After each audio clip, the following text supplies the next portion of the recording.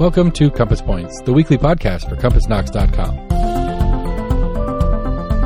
CompassKnox.com is your best source for news and politics in Knoxville and Knox County.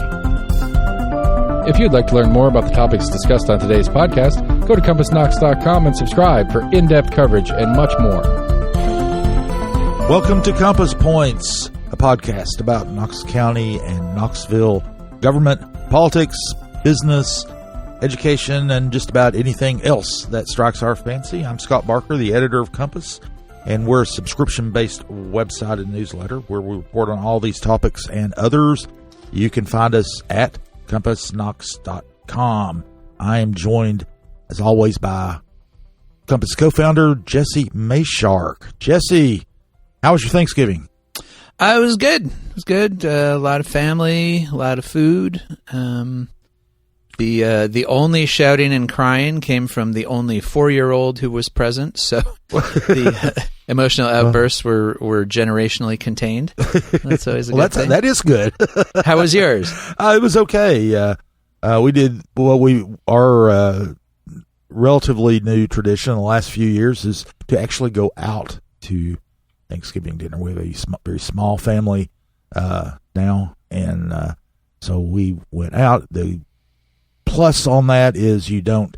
There's no prep and no cleanup. The minus is there are no leftovers. Right, so you don't have that fridge full of your food for the rest of the week. No turkey sandwiches for me. So small price to pay. It's actually kind of a nice thing to do when you get older. So we were actually talking about that after yesterday. Of course, we're taping this on Friday, the day after Thanksgiving, and it was ours was fine, but.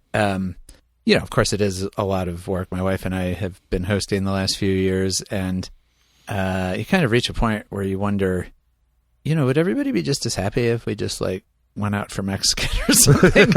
And I think the answer to that may be yes.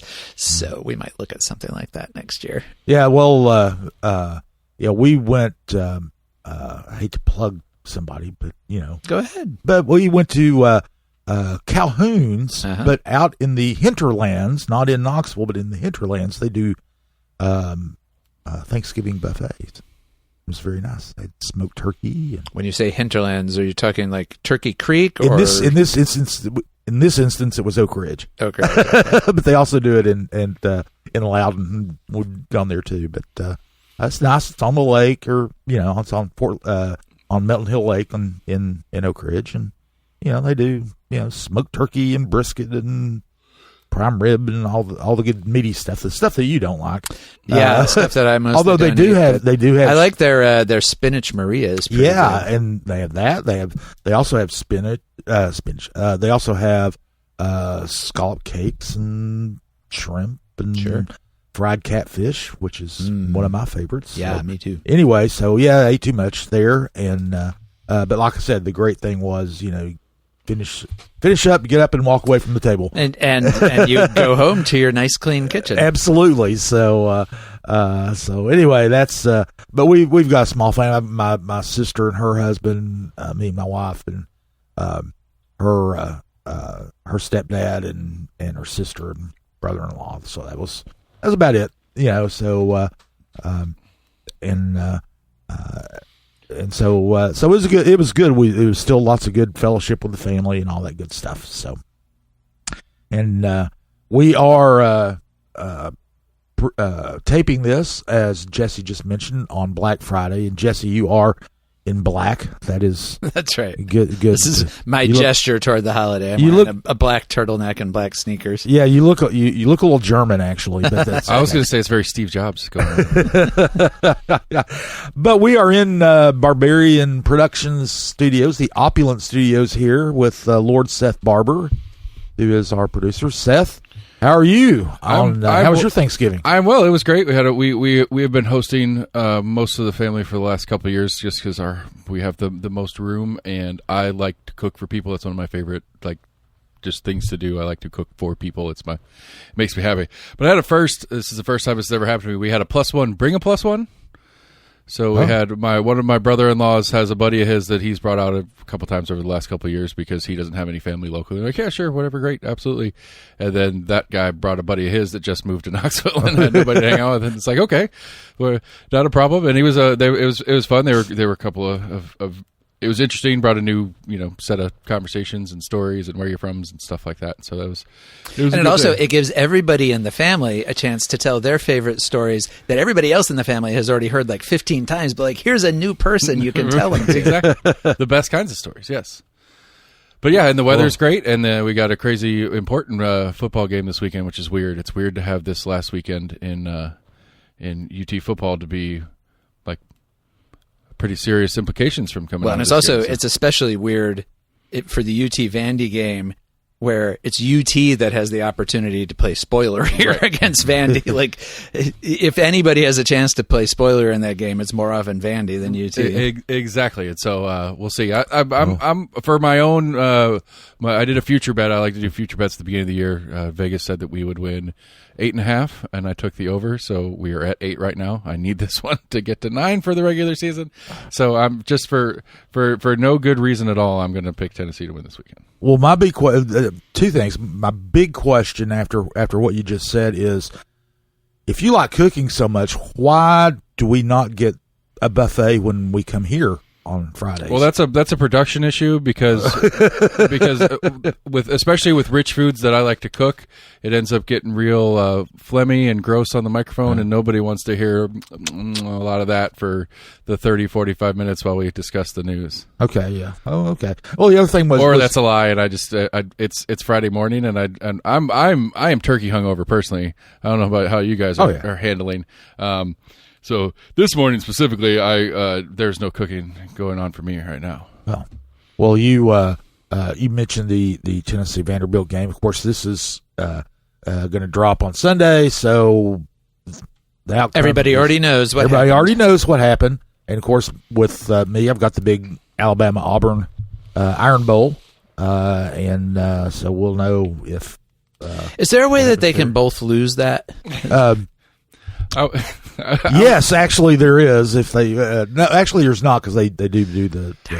It's one of those games that I always joke about. If the field just opened up and swallowed both teams, that's the only one I can think of. Okay, thanks, guys. Anyway, a lot of the country would be perfectly fine with anyway, there are lots. This is, they call it rivalry weekend. There are lots of rivalries, and we're talking about this because we had a short news week, and we got that part's gonna go real fast. Actually two great articles about rivalries and the trophies that they have. There's, Tennessee used to play Kentucky for the beer barrel, and we talked about that and how that's no longer a tradition. Tennessee and Vanderbilt don't have a trophy to play for. It's a big deal in the Midwest. A lot of the Big Ten teams play for trophies. There's the old Oaken Bucket that Indiana and Purdue played for this past weekend. Another one was Paul Bunyan's Axe, which Minnesota and Wisconsin played for. Well, there was a great article in the Atlantic, which doubles as the Athletic, which doubles as the sports section for the New York Times now, on Minnesota and Wisconsin. They used to play for a trophy called the Slab of Bacon, which I thought would be, they would all really, that would be, I'd rather play for a slab of bacon than Paul Bunyan's Axe. But that was the trophy from like 1930 up to the mid 40s. And it was just a wooden block that had, once you look at it one way, it had an M on it for Minnesota. If you flip it the other way, it had a W, made a W for Wisconsin.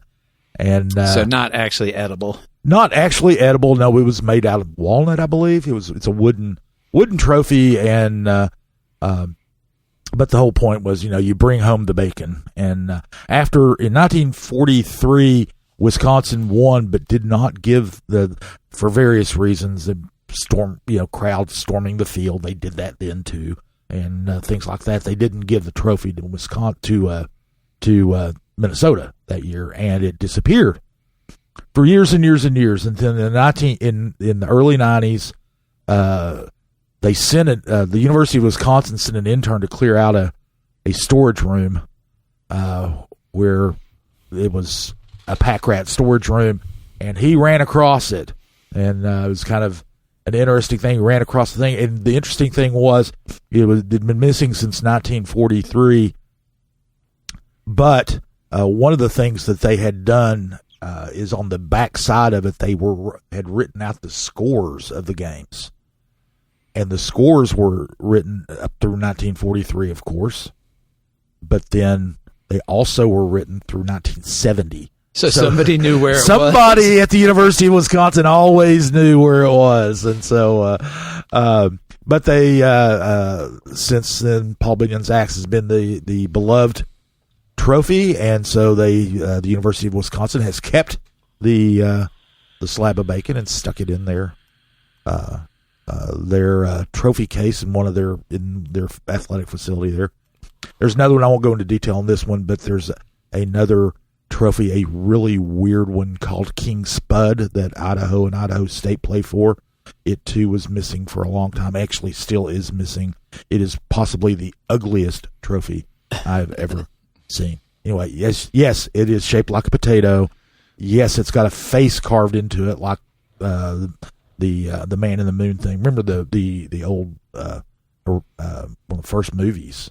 Yeah. Moon with that's kind of what it looks like, except it's a lumpy potato instead with a crown on top. Anyway, stupid. Anyway, but that stupidity is kind of one of the things that's kind of fun about college sports. So anyway, enough about that. We're going to be talking about the few things that did happen last week in Knox County news and politics. One was a couple of new developments near the Covenant Health Park, the new stadium.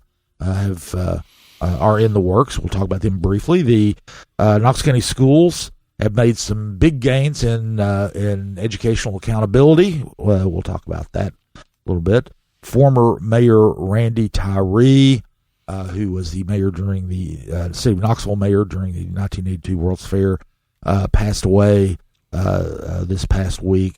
And we're going to start out talking about something we talked about a couple of weeks ago. That is City Council's decision to move forward with allowing subdivided duplexes.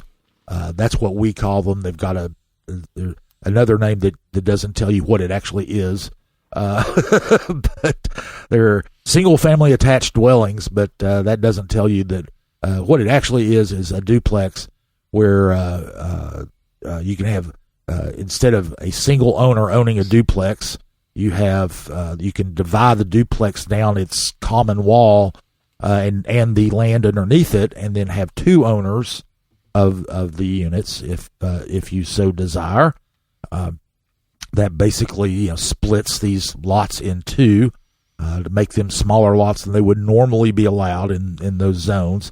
But because it's a duplex, there are no more no more buildings on them than would normally be. And not necessarily more people living there either. And not necessarily more people living there. The idea is that these would be, price point would be a little bit lower than detached single-family house. And while it could increase density slightly, it's primarily to give an option for people trying to enter the housing market. I have a quick interruption. Would this change likely encourage builders to build them intentionally on lots, or would this be something that it's just the point would be that they would build them intentionally on empty lots.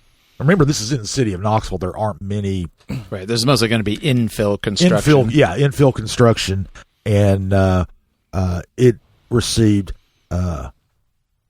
vocal opposition from the West Hills Community Association, which they don't like duplexes. Period. Much less something like this, and other neighborhood groups as well, who inundated city council members with emails and phone calls and those kinds of things. The main, some wanted this to go away completely. The West Hills Community Association, which is one of the most powerful, if not the most powerful, neighborhood group in the city, wanted them to exempt the low density neighborhoods or zones, which are called RN1 and RN2. They're the ones that have the largest lots, designed for single family dwellings. Duplexes are allowed in them as special uses. They have to get approved for that, but this would be beyond just a regular duplex because of the ownership issue.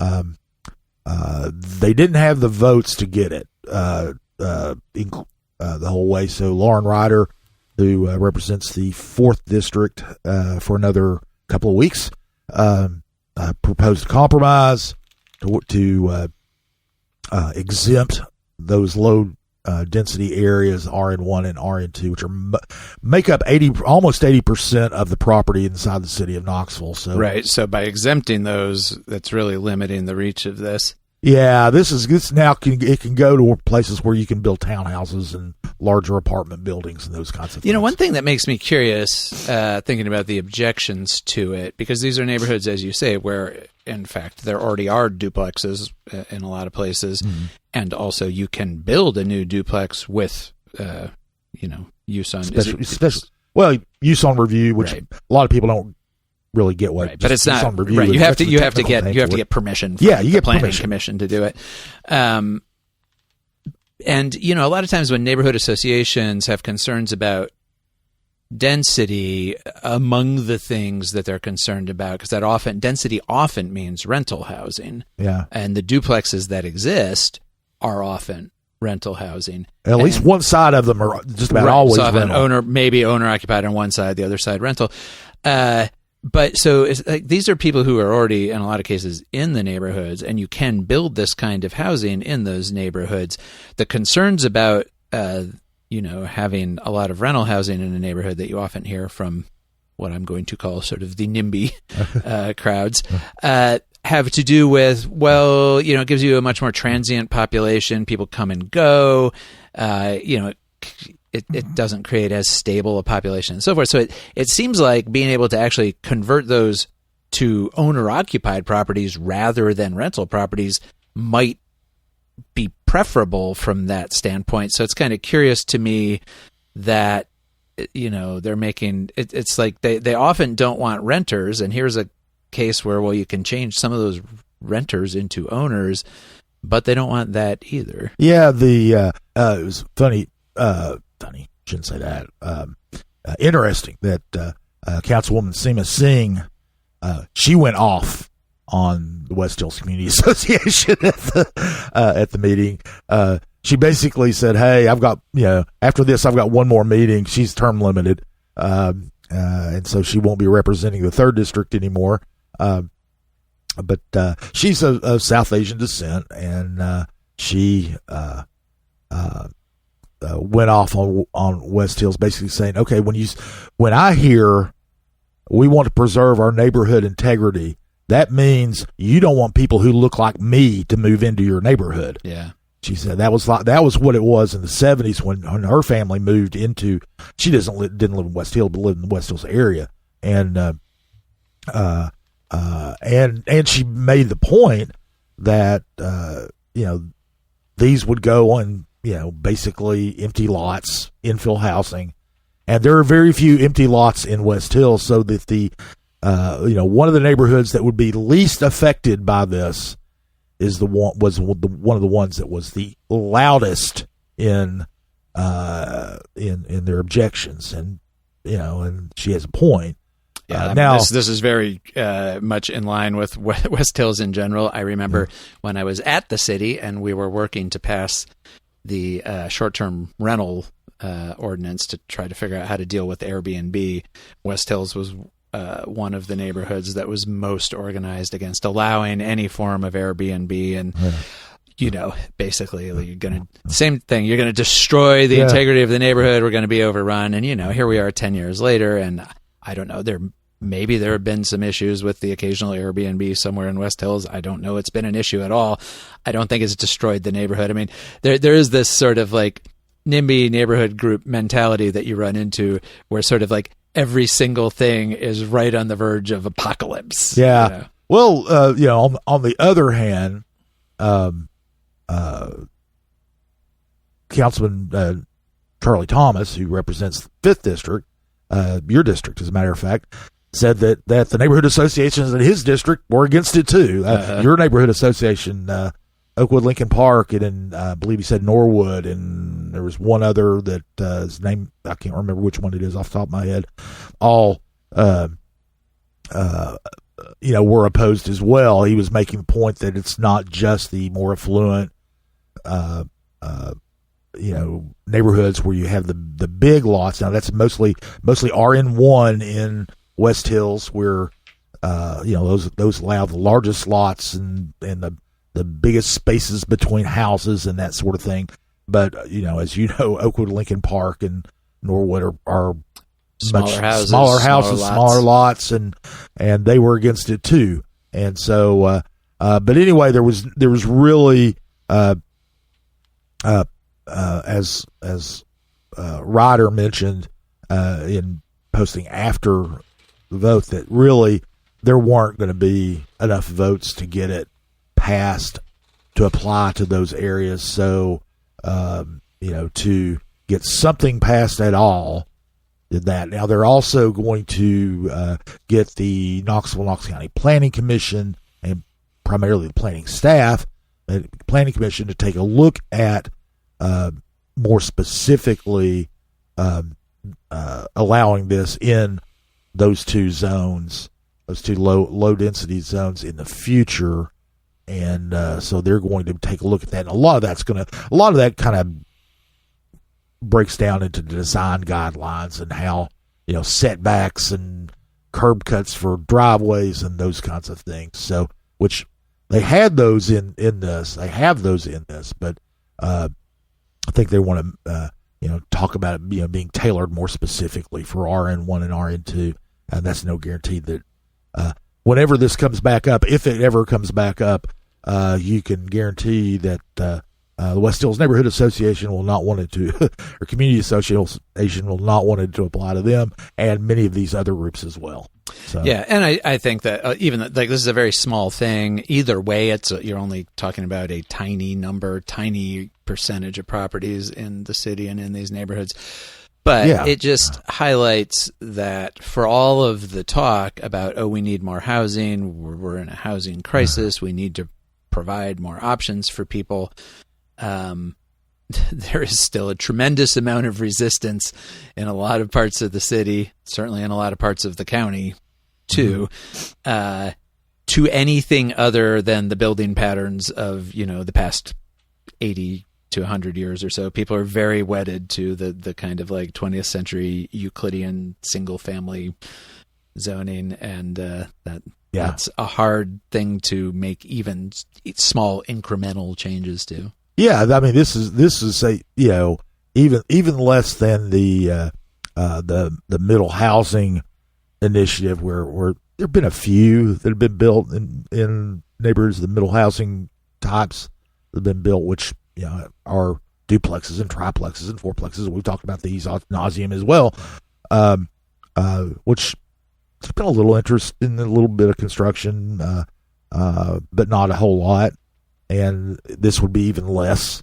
But there might be one or two, in a neighborhood, and from the street you would know the difference.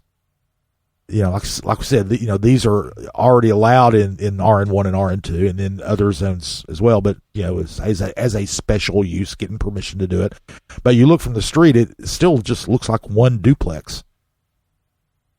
It just has two owners. Yeah. And I've had a good friend of mine in New Orleans who lived in one side of a duplex. New Orleans has a lot of those, what they call double shotguns. Yes, that have been subdivided into two separate. And they are two separate properties, and they owned half, and another person owned the other half, and it worked out real well. Of course, they had a lot of them in the neighborhood they lived in. That was what a common site. It wasn't an uncommon site, but for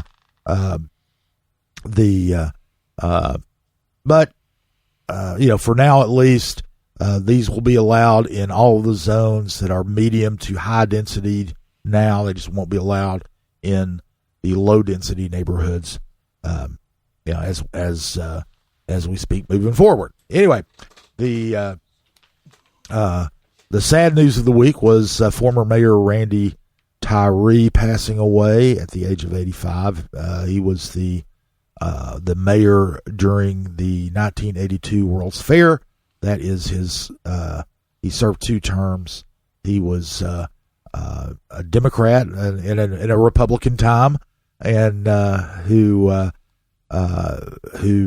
did manage to placate the people who didn't want the fair, and promote those who did, and get it done against a lot of naysayers, both here and across the country. Thought that Knoxville was too much of a backwater town to host a World's Fair, but they were able to pull it off. But he passed away, been ill for a couple of years. One of the things was we wrote a piece about it. We found out on Monday night that he had passed away, and kind of scrambled to put something together. It was little his ex-wife took care of him in his very final days. His Mary Pat Tyree, but his son Scott and daughter Nikki actually moved here a couple of years ago to take care of him more often, because he did need a lot of care. He had Parkinson's disease, and was and Nikki and Scott took care of him more on a day-to-day basis while he was around. In fact, was texting with Nikki, and she just she talked about how how much he loved politics, and she took him to vote in this year's city election. So those of us who have dealt with Randy Tyree over the years, he was always friendly, always smiling, and always talking about the World's Fair. Yeah. If you somehow made it through the last 40 plus years without ever being somewhere where Randy Tyree was the featured speaker talking about the World's Fair, I don't know where you've been, because he did that a lot. He was all over town. He was always happy to talk about it. Very understandably, it was a fairly major achievement and event for Knoxville, and he was, when I worked for the city under Mayor O'Hara, who was the next Democrat after Randy Tyree to be mayor, because in between you had 16 years of Victor Ashe and 8 years of Bill Haslam. He was super supportive of Mayor O'Hara. He loved the fact that another Democrat got elected to the office. He also kept coming in with various kinds of new development ideas. I remember at least a couple of different projects that they weren't mostly, I think, things that he thought up. It was kind of like people who had ideas of things they wanted to do, especially ideas about ways to use World's Fair Park, where I think Mayor Tyree felt a lot of attachment and even maybe proprietorship over, because he had overseen that whole redevelopment there for the fair. And he would come in, and you kind of got the sense that he really wanted to be part of something else big. None of these were ideas that were really very viable. But we were always happy to see Randy, always happy to, he had done enough, certainly, that he deserved a hearing when he had some idea. And you could kind of see from his point of view, maybe these ideas sound kind of crazy, but can I tell you about the World's Fair? Because that's what everybody said about that. He was, just basically a constant presence. He ran for mayor again, right, against Victor Ashe. Right, he did. When Victor was running for his last term, I think. First term. His first term, but I think Randy ran again in the early, he ran for sheriff. He ran for sheriff twice. That's right, because he was a former Knoxville police officer as well. Police officer, and actually they had a position called safety commissioner back in the 70s, which oversaw both the fire and police departments, and he was the safety commissioner. That was kind of what vaulted him into the mayorship. He was famous for some very aggressive and high media attention raids on drug dealers in and around UT, right? Yeah. It's one of these, like, we're going to bust the hippies guys in sort of the late 60s, early 70s. I think that's how he got a lot of attention and got his name in the paper a lot locally. Yeah, and he won his first race. I think, if I recall correctly, it was by 0.007%. And it was the largest turnout race in Knoxville history. Had half the eligible voters turned out, and he won that and joked that he was. I think he called himself Landslide Randy for winning by such a slim margin. But you can also make the argument that of the mayors we've had in the last 50 years, that was the single biggest accomplishment, was getting the World's Fair here. And it's had a lasting impact because it did turn a kind of an industrial, blighted, former industrial kind of eyesore area into a really nice park. Yeah, anybody who either wasn't here or, which I wasn't, but has never seen photos of what World's Fair Park looked like before the fair, it's worth looking up. Yeah, it was basically it was a derelict no man's land between downtown and UT. It really divided downtown from UT. Train yard. Yeah, it was an old train yard, industrial area, and some industrial buildings, and that were in disrepair, and a lot of trash, a lot of. It was nasty, and now it's kind of a Knoxville's version of Central Park almost. It's it's a large green space in the middle of the city where there's a lot of activities, a lot of festivals going on. We still have the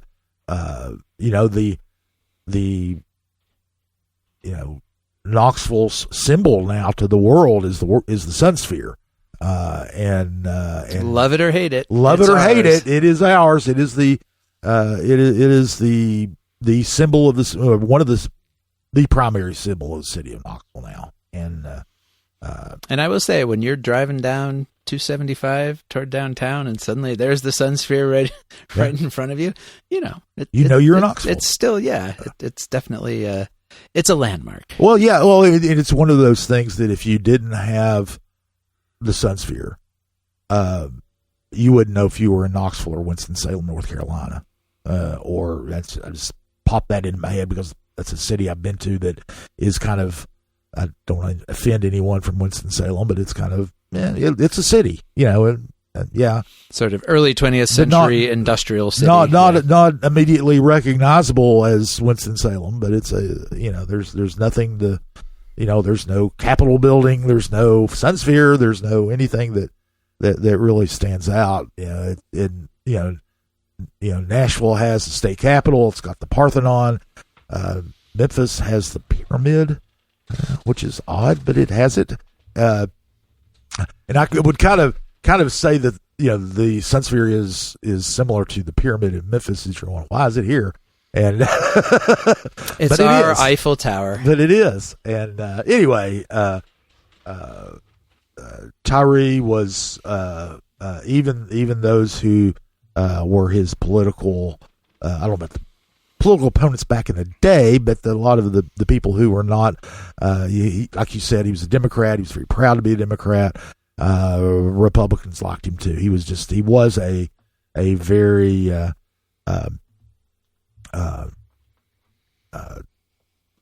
nice, smiling, friendly guy. So anyway, our condolences to his family, and there won't be another Randy Tyree. There won't be, and really, like you said, the World's Fair probably lost its greatest ambassador. Yeah, and there definitely won't be another World's Fair because basically nobody does those anymore anyway. That's true. So and other news that happened this past week, actually this happened the Friday before, the Knox County Schools moved up in the state accountability measures, and for the over the past 3 years, just 3 years ago, basically the state was one of the school system was one of the state's in the lowest categories, one of the state's lowest categories, or the lowest category of the state, is as far as academic accountability. And now, this just 3 years later, school systems moved into the top. Second from the top. Second from the top. Excuse me. Second from the top. They are now advancing, and which John Roswick, the superintendent, touted it's a pretty big deal. And, yeah, I mean, as with all of these things, like all these academic measures, especially, from the state, there's always this kind of like dissatisfaction with the measurements themselves. Like, are they really measuring the most important things? How much stock should we put in them? On the other hand, the state puts a lot of stock in them. And for any school system, obviously, whatever you think of any individual metric, you prefer for them to be getting better rather than worse. And the specific metrics that the state looks at for these are, raw student achievement, so just like how well do kids perform on their state tests, but also academic growth. So how much advancement does each individual student show, wherever they are, how much have they advanced from the previous year? And then also attendance, which is a really obviously important one. And in 2022, when Knox County was in that in need of improvement category, the lowest category, meaning they were in like the bottom 5% overall of school systems across the state, which is unusual for Knox County. They typically not quite at that level. But it was coming out of COVID, and because that was, I think they were using the numbers of the first full year after the pandemic, or maybe the second half of the pandemic.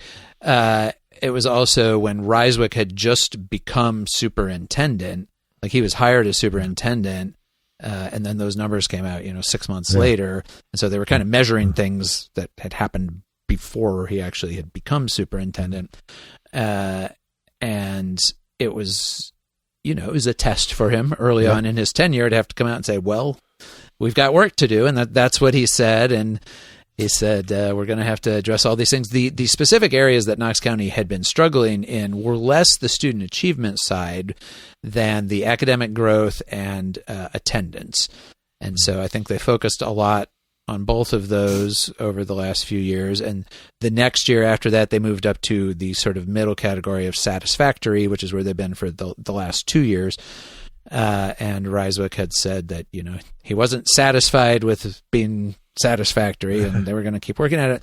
And so now they've moved up into the advancing category, which it looks good. What exactly it means for any individual student in any individual school, because it's this aggregation across this huge district, that obviously there's still a lot of variation in all of those metrics across the district. But overall, certainly it shows some, they have been putting in real effort, and this shows some results. Yeah. And I think that one thing that that people it's helpful keep in mind is, like you said, this isn't real precise, in many ways. You can measure other things, that they don't measure. You can do, there are all kinds of things, but when you take a step back and look at the general trend, you don't want to, there's always temptation to rank school systems and anything else, and say, Knoxville went from number 99 to 52 or whatever. Well, whether you can quibble whether it's 52 or 48 or 58, whatever, but the trend is it's getting better, right? And that's the kind of the takeaway to me. And when I look at these types of things, for sure, isn't necessarily the exact location, on these rankings or whatever. It's the trend, but like you said, that's a trend. There are still schools in Knox County that are underperforming and that need help. Well, and that's, along with the district level results, the state also released school level results, and you can find all of these on the State Department of Education website, and you can look up your kid's individual school, any schools in the county. And Knox County had 18 schools that were designated as reward schools by the state, which those are the highest performing schools. It also had 18 schools that were in the lowest categories. There's 3 different categories that all signal basically in need of improvement kind of across the board, or maybe in need of specific kinds of improvement. So they had 18 schools there. So they had 18 at each end kind of the spectrum. And, as always, if you look at those lists of schools, you will see a lot of the more affluent schools, or schools that serve more affluent communities in that higher category, a lot of the schools that serve less affluent communities in the lower category. But then even within that, you'll see some exceptions in both directions, and it's not completely predictable how any individual school is going to score. But I mean, the most of the schools in our area of North Knoxville are in need of help. And they also serve fairly low income student populations. But Christenberry Elementary School is one of the top. In the top level. So there can be variations, and and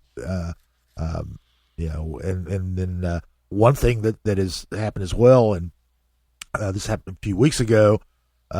Northwest Middle School is one of those that is in one of the priority schools in need of most help of schools in the state, and there's a state law that was passed that they to get school systems to put more resources and a focus on individual schools, and Northwest is one of those that's going to be getting some extra attention in an effort to increase.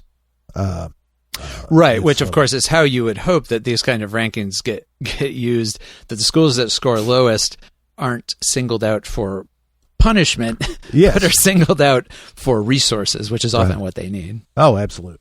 The another thing that happened this week, it actually didn't happen yet, but came to light this week. I was taking a look at some of the things that are coming up on the Planning Commission agenda for next month, or for this month. It's December, as of Monday.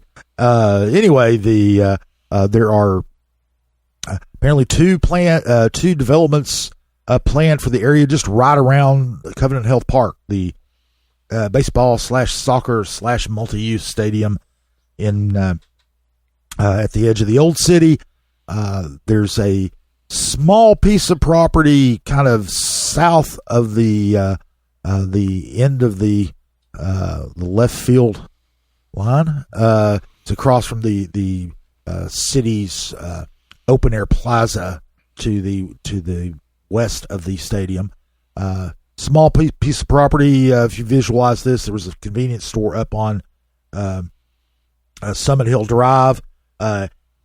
Directly downhill from it. That's where it's an undeveloped piece of property, and a business called Jonathan's Grill, which I had never heard of, but it's a relatively high-end restaurant sports bar concept that is based in Middle Tennessee, and they have bought that property, and they are going to build a restaurant there. Presumably restaurant sports bar, just like the other ones they have. They have several in Middle Tennessee. They have one in Chattanooga, one in Memphis. So they are expanding. It is a little.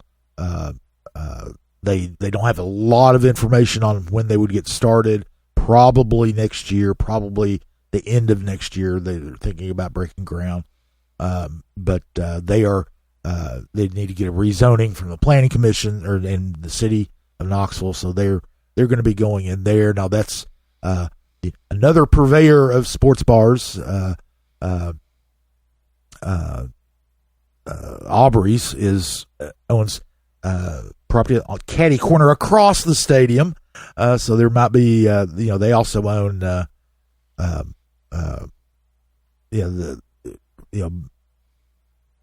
Burleson Randy Burleson. Randy Burleson, Yeah. yes. But Randy Burleson owns several restaurant concepts, and he's not said exactly what he's going to do with that property. Right now he's using it for storage, but of course at some point he'll probably turn that into a restaurant there. But then on the other side of the stadium, this would be to the east of the stadium at where Georgia Street is. There is a company that develops apartments called Alpha Residential. They are out of Pittsburgh, Pennsylvania. They are in the process of buying it, and they are going to propose a 300 to 350 unit apartment complex, according to documents there for that site. That is just on the other side of the apartments that were built at the same time the stadium was being built. Those apartments there, then this apartment building would go kind of catty corner almost from that corner of the stadium. Alpha Residential does, and they do just about. I did not find any development that they did that was condos. It was almost all apartments. A lot of them are in college towns. A lot of them are student apartments, but a lot of them are just plain regular multifamily, and you have to assume that that's what this will be because it's a fur piece from the UT campus. But they have apartment complexes in basically the Midwest and the South.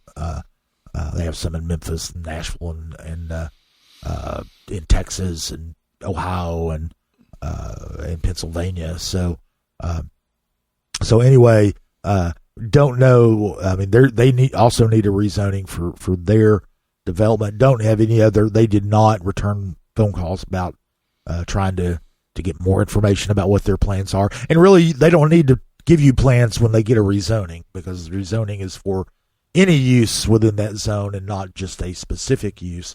But one could just about guarantee that a company that builds and operates apartment complexes is probably going to. Yes. And they put it in the documentation that that's what they were planning to do. So, and obviously, this is very much in line with what people, I think, hoped and expected to see out of the development of the stadium, is that it would push the ongoing residential redevelopment of downtown farther east toward, the Magnolia Corridor, and this would be a step in that direction. Yeah, and and this would be, and there are these. A lot of people have bought property and had property around there where nothing's really been done yet. I don't know what.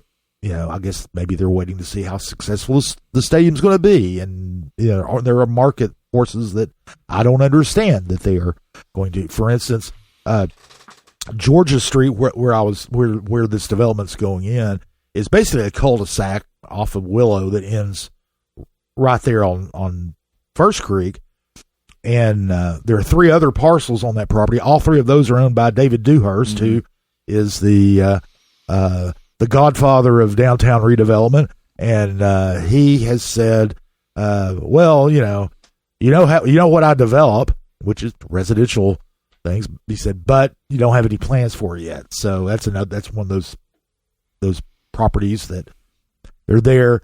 It's poised for redevelopment as residential development, but nothing has happened yet, and apparently there are no concrete plans to move forward yet with that. Anyway, we'll see what. Hopefully, get some more information when those 2 items come up before the Planning Commission on the 11th. Now next week or this week, that the Planning Commission meets next week on the 11th. This week, we have the school board. They are meeting on Monday in their agenda review, and then Thursday is the regular meeting at 5:00 at Summit Place, where they have their boardroom. one of the big things on their agenda is they're going to have set their priorities for the that they want the legislature to seek next year. Two of them actually deal with kind of one of those laws that the legislature is working on. That will be controversial should it pass. The Senate passed it last year. It'll be in the House did not vote on it last year, so we'll come before the House this year. It is a measure that would require school systems to determine the immigration status of the children that they are educating. That is, of course, a big cultural war that is going on now. And please, I'm meaning that metaphorically. Too many people are taking the word war when used metaphorically too literally these days, and you don't need to do that. But this is designed. That law is basically designed to attract a court challenge to a Supreme Court decisions made in the 70s that basically told school systems, yes, you have to educate children even if they're here, regardless of immigration status. Absolutely, and that has been the law in practice for more than 40 years now. And and other states have toyed with challenging that, and I don't think anybody has actually. Bills like that have been proposed in a couple of other Republican-dominated states. I don't think they've passed anywhere. So had Tennessee passed it this past year through both houses, we would have been the first state in the country to challenge it. And obviously there's people who are going to push that. And I suppose the school board might have some concerns about that. Yeah, and it is. And the way the law is written is it is would directly allow what the Supreme Court expressly said was forbidden. I mean, but also the law is written to be permissive, right? It's not saying that school systems have to. Yeah. It's giving school systems the permission, essentially saying, hey, you guys are having a budget crunch. Yeah. Well, how about if you want to, you can look at your student population and see if there are any kids who you don't have to actually provide services to under this law that we're writing. So it wouldn't just be, and so you can imagine the form that this could take, because it wouldn't just be the state saying, okay, we're going to do this statewide. It's putting it on school boards. Yeah. And so then it opens up, for any local, it then becomes a local political fight, and you could have these very divisive. The rhetoric around immigration, as we know, is often heated, is often ugly, and if you're kind of forcing that down onto local communities across the state, and of course it's going to be, I'm just going to guess, this is probably more of an issue in the larger, more urban areas that tend to have larger immigrant populations, although there are also immigrant populations probably in almost every corner of the state.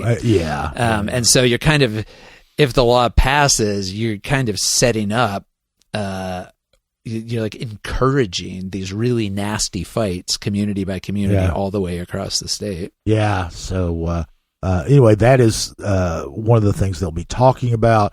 Also, one of the things that's going to be happening is there are groups, SOCM and the Knox County Education Coalition, which is kind of an affiliate of SOCM.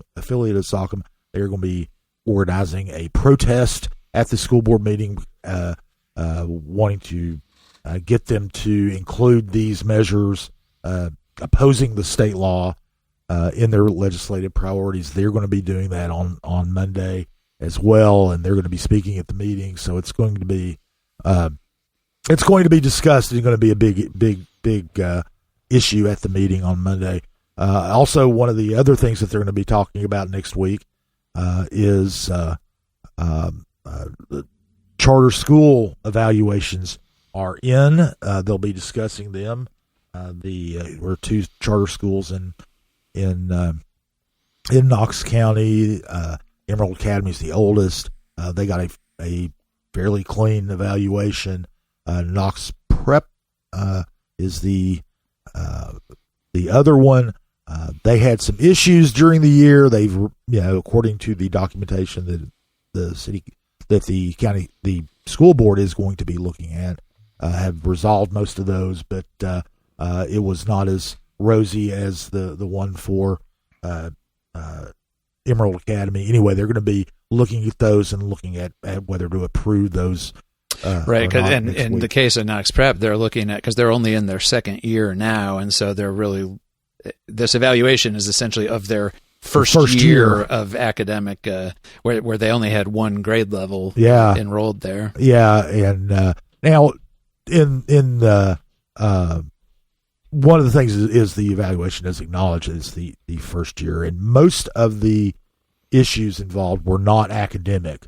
They had to do with finances and procedures and things like that. So, but like you said, they only had one grade level, so that's one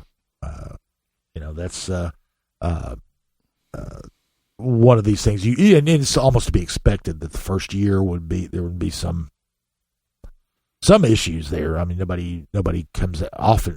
Very seldom that somebody comes right out of the gate perfect, and so. But there were several issues, not just one or two.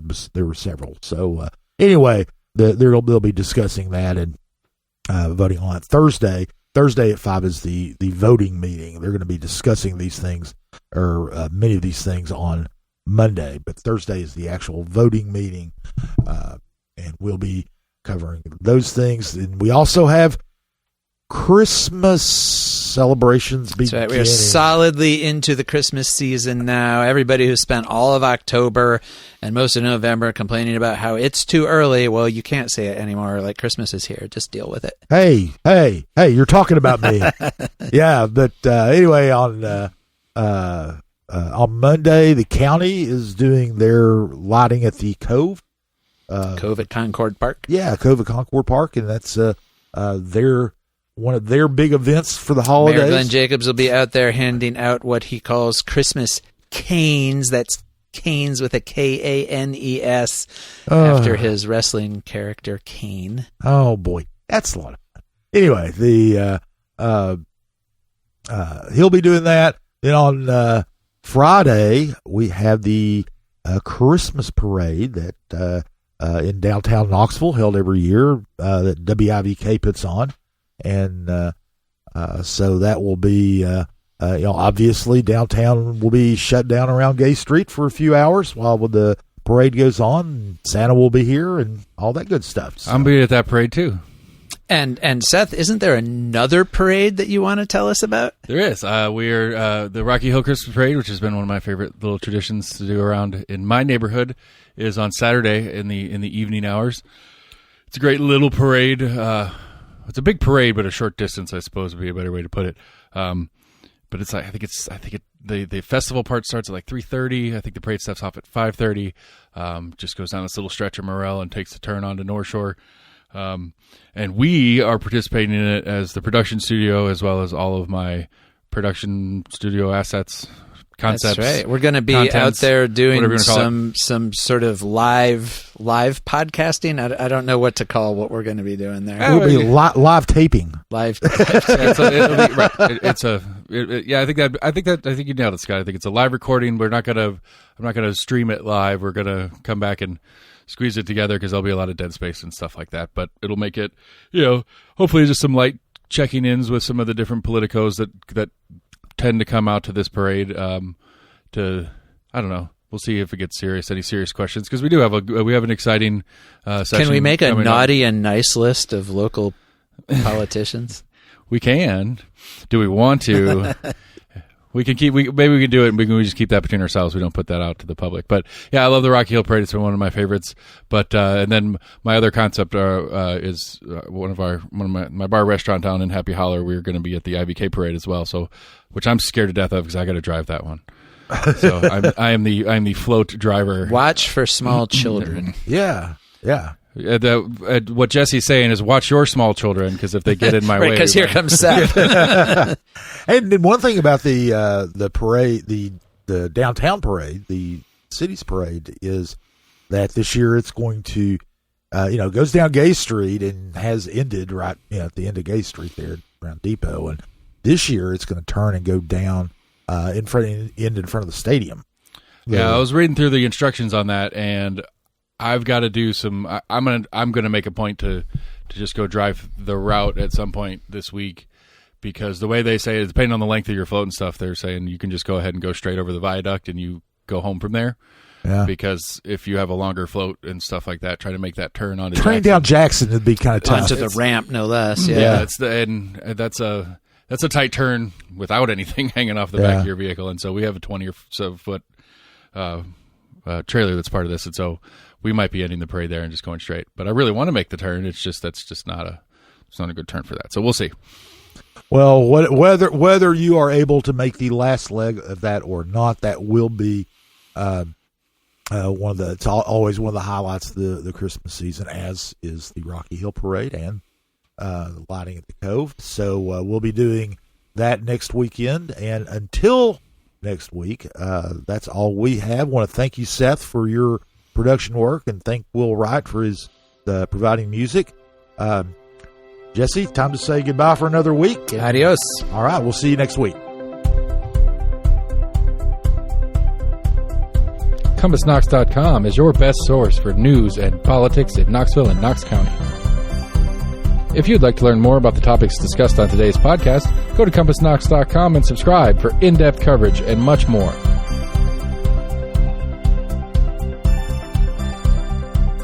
And many thanks to William Wright for composing our theme song.